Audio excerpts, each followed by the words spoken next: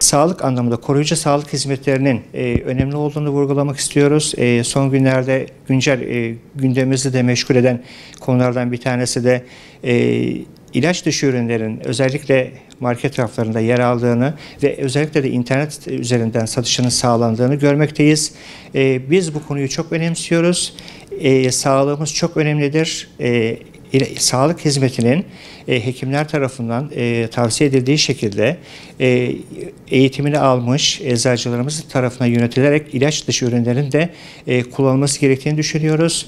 Biz bunun market raflarından seçilerek alınmasını ya da internet üzerinden tıklayarak sipariş edilmesini uygun görmüyoruz. Sağlığımız çok önemlidir. Özellikle son günlerde gündemimizi meşgul eden bir konuydu.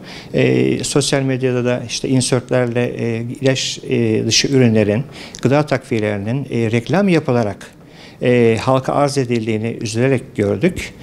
Onun akabinde de zaten hemen bütün odalarımız olarak ve birliğimiz olarak yine çalışmalar düzenleyerek bunların çok önemli olduğunu, halkın market raflarına, halk sağlığının market raflarına ve internet satışlarına emanet edilemeyecek kadar önemli olduğunu, ki onlara tabii ki bu satışlara saygımız sonsuz. Yani pek çok alanda bizim eksiğimizi, ihtiyacımızı karşılıyor. Tabii ki pek çok ürünü marketlerden sağlıyoruz.